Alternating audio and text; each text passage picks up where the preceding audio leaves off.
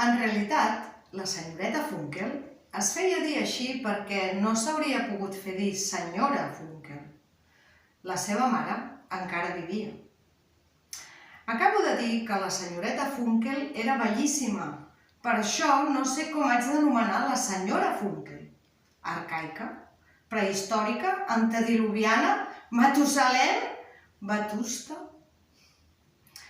Em sembla que pel cap baix ja tenia 100 anys. Era tan vella que en realitat només es podia dir que existia en un sentit molt restringit. Més com un moble. Més com una empolsegada papallona dissecada. O com un gerro antic i fràgil. Que no pas com una persona de carn i ossos.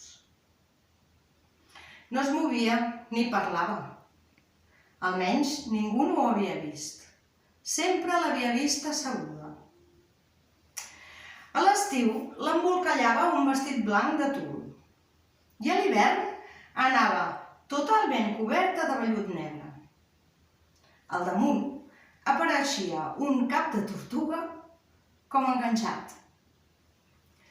Muda, immòbil, sense que ningú no li fes cas, seia en una butaca al racó més reculat de l'habitació del piano, a sota d'un rellotge de pèndol. Només en casos contadíssims, si un alumne havia fet especialment bé els deures i havia tocat sense equivocar-se els estudis de Czerny, al final de la classe la senyoreta Funkel acostumava a anar fins al mig de l'habitació i des d'allà cridava cap a la butaca. «Ma!», deia Ma a la seva mare. «Ma! Ma! Mira, dona una galeta al noi. Ha tocat meravellosament bé». Llavors, calia travessar transversalment l'habitació fins a arribar al racó, acostar-se molt a la butaca i allargar el braç a la mòmia. La senyoreta Funkel li tornava a cridar: «Dóna-li una galeta al noi, Ma!». I aleshores, d'una manera indescriptiblement lenta, d'algun lloc de l'embolcall de tul o del vestit de vellut, sortia una mà blavenca, tremolosa, fragilíssima i revellida.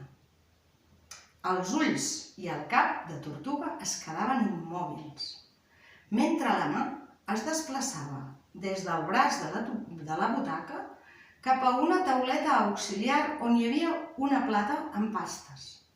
Prenia una galeta, normalment rectangular i farcida de crema, i tornava a desplaçar-se des de sobre la taula cap a la mà oberta del noi, passant per sobre del braç de la butaca i de la falda de la dona.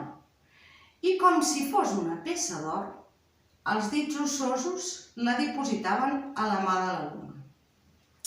Alguns cops passava que la mà del nen i les puntes revellides dels dits es tocaven per uns instants. El nen tenia un calfred que li recorria l'esquena, perquè esperava un contacte dur, glaçat i repugnant.